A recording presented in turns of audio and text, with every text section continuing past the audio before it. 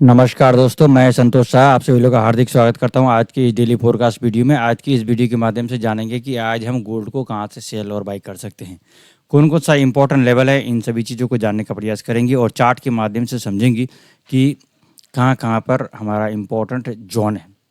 आज के दिन में कोई मेजर इवेंट नहीं है। आज मंगलवार है और जिस दिन कोई मेजर इवेंट नहीं रहता है तो आप समझिए कि उस दिन मार्केट बेलगाम रहता है। जैसे कि कल के दिन में मार्केट बेलगाम रहा और डॉलर भी मूव किया अपसाइड की ओर, गोल्ड भी मूव किया अपसाइड की ओर। तो ये होता है जब किसी प्रकार का कोई मेजर इवेंट जिस दिन नहीं रहता है तो जो मार्केट मेकर लोग किस तरह से मार्केट को मेक करते हैं, किस तरह से मार्केट को बनाते हैं, ये आपने कल के दिन में देखा होगा। अगर डॉलर इंडेक्स के हिसाब से देखना चाहिए था तो मार्केट को गोल्ड को सेल होना चाहिए था, लेकिन डॉलर इंडेक्स भी अपसाइड की ओर गया और गोल्ड भी अपसाइड की ओर गया। तो क्यों गया है उसका आप समझ सकते हैं कि ज़्यादातर जो कारण है वो है आपको एक एक तो मार्केट मेकर लोगों का कहानी है। दूसरा है कहानी कि जो डोनाल्ड ट्रम्प साहब है, टैरिफ जो है जापान के ऊपर में और साउथ कोरिया के ऊपर में 25% टैरिफ बता रहा है। और उसके साथ साथ वो धमकी भी दे रहा है ब्रिक्स वाले लोगों को, जो ब्रिक्स के कंट्री है, कि आप कुछ भी एंटी इलीगल अमेरिका के बारे में करेंगे तो उस पर एक्स्ट्रा टैरिफ लगाएंगे। तो बहुत तरह का उसका जो टैरिफ वार है फिर अभी वो ट्रेंड कर रहा है, जिसके कारण से मार्केट को एक मूव मिला। तो चलते हैं हम चार्ट पे और चार्ट के माध्यम से समझते हैं कि आज हम कहाँ से क्या कर सकते हैं। तो आज कल का दिन का अगर हम देखेंगे तो कल एक अच्छा खासा लो लगाया मार्केट ने, आपको 3296 के पास गया और यहाँ से मार्केट फिर जो क्लोजिंग दिया है, क्लोजिंग ये दिया है आपको, ये जो एक इम्पॉर्टेंट रेजिस्टेंस था इसके ऊपर में, यानी कि 3228 के ऊपर में जाके क्लोज दिया और एक हैमर कैंडल बनाया।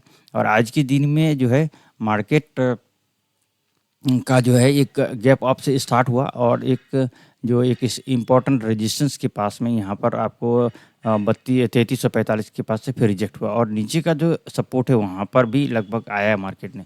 तो अभी मार्केट हो सकता है कि दिन भर रेंज बाउंड करे और किसी एक साइड में मूव कर सकता है। तो यहाँ पर इस सपोर्ट के नीचे क्लोज होना चाहिए और ऊपर में इस रेजिस्टेंस के ऊपर में क्लोज होना चाहिए, तब जाके मार्केट किसी एक दिशा में ज़्यादा जा सकता है। तो अभी देखेंगे तो 1 2 3 4 5 6 दिन से इस जोन के अंदर में ही है मार्केट। तो अब यहाँ पर हम छोटा टाइम फ्रेम के आधार पर ट्रेड को प्लान कर सकते हैं कि कहाँ कहाँ पर हम ट्रेड लेंगे। ठीक है, चलते हैं हम H1 का चार्ट में। तो H1 का चार्ट में आ गए हैं। तो H1 के हिसाब से एक जो इम्पोर्टेंट रजिस्टर जो सेल स्कैल्पिंग वाला जगह था 3242 और 45, वहाँ से मार्केट ने अच्छा सा सेल दिया और अब यहाँ पर 28 तक होल्ड देखना है। 28 तक अगर होल्ड किया तो ठीक है, 28 के नीचे अगर क्लोजिंग मिल गया तो फिर ये आराम से 3315 और 13 के बीच में आएगा मार्केट। और अगर यहाँ पर हमें बाइंग का अपॉर्चुनिटी मिलता है, अगर इसके नीचे क्लोजिंग देता है तो हम सेल करेंगे और यहाँ से अगर छोटा टाइम फ्रेम पे अगर इस यहाँ से टच करके ऊपर जाता है तो फिर यहाँ से हम बाइंग का अपॉर्चुनिटी को ढूंढेंगे। नीचे में फिर कल के जैसा ही हमें 3299 और 96 के बीच में ही हमें जो है बाइंग का अपॉर्चुनिटी मिलेगा और नीचे का लेवल जो कल था वही है सेम, उसमें कोई बदलाव नहीं आया है। आज के दिन में कुछ बदलाव आया है। तो अप साइड में अगर हम देखेंगे तो ये 3350 और 52 के बीच में एक हमें सेल स्कैल्पिंग का मिलेगा और उसके बाद 3362 और 66 में एक हमारा सेल जोन पहले से है। तो ये हमारा सेलिंग का जगह है और नीचे में तो ये सारा बाइंग का अपॉर्चुनिटी है। अगर हम M15 के हिसाब से देखते हैं तो M15 में भी लेवल थोड़ा सा ज़्यादा मिल सकता है, लगभग वही है 42 और 45 यहाँ पर भी है, यहाँ पर 49 और 52 यहाँ पर भी है सेलिंग का और 62 और 66 यहाँ पर भी है सेलिंग का। नीचे में 31 और 28 यहाँ पर भी बाई स्कैल्पिंग का अपॉर्चुनिटी है। लेकिन अगर यहाँ पर देखना है क्योंकि 2-3 बार मार्केट यहाँ पर आ चुका है तो हो सकता है इसको ब्रेक करके नीचे आए। अगर इसको ब्रेक करता है तो यहाँ पर एक सपोर्ट है, ये सपोर्ट है आपको 3221 में, 21 और 22 में। तो यहाँ पर अगर यहाँ से हो सकता है मार्केट बाउंस बैक करे, नहीं तो मार्केट यहाँ पर आएगा। और नीचे में है आपको 3315 और 13 के बीच में एक बाइंग अपॉर्चुनिटी और दूसरा है आपको 99 से 96 के बीच में, इसके बीच में और कुछ नहीं करना है। और नीचे में आपको एक सपोर्ट है आपको 3288 में, फिर आपको नीचे का जो बाइंग अपॉर्चुनिटी था वो है अभी भी। तो ये है कल और आज के बीच में थोड़ा सा जो जोन है वो बदला है और हर दिन कुछ न कुछ जोन में तो बदलाव आएगा। तो इसके आधार पर हम यहाँ पर जो है प्लान कर सकते हैं सेल और बाई को। ठीक है, हम चलते हैं DXY को। तो DXY देखिए कल के दिन में अच्छा खासा बुलिश रहा और ये जो इम्पोर्टेंट एक डिसेंडिंग चैनल है उसके बाहर क्लोजिंग दिया और आज फिर यहाँ पर सपोर्ट ले रहा है।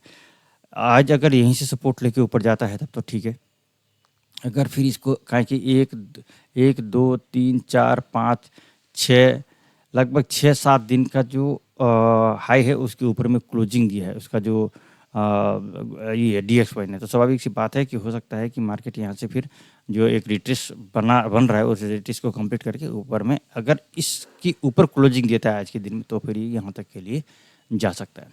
अगर H1 में हम देखेंगे तो H1 में इसका आपको ये है H1 में यहाँ से हमें सेलिंग का अपॉर्चुनिटी मिला। सेल जो है कल जो मैंने बना कर रखा था और आज यहाँ पर इसके नीचे क्लोजिंग अगर दे देता है तो फिर इस जगह तक आएगा, ये सपोर्ट है। और अगर इसको अगर होल्ड किया तो ठीक है, नहीं तो फिर यहाँ तक। यहाँ आपको आज के दिन में 96.959 96.85 से लेके 96.359 और 96.254 के बीच में रेंज बाउंड करना चाहिए। तो ये है आज का इन्फॉर्मेशन। मैं उम्मीद करता हूँ कि ये जानकारी कुछ हद तक आप लोगों को फ़ायदा करेगा और आप इसके अकॉर्डिंग आज के दिन में प्लान कर सकते हैं और ट्रेड में एंजॉय कर सकते हैं। अगर आप लाइव अकाउंट में ट्रेड करते हैं तो खुद का एनालाइज ज़रूर करें, उसके बाद ही ट्रेड को प्लान करें। मेरा ये वीडियो बनाने का उद्देश्य है आप सभी लोगों का एजुकेशन पर्पस, जिससे कि आप कुछ समझ सके और इसके आधार पर आप कुछ प्लान कर सकें। तो अगर आप लोगों ने यहाँ तक वीडियो को देखा है, आप सभी लोगों को हृदय की गहराई से बहुत बहुत धन्यवाद।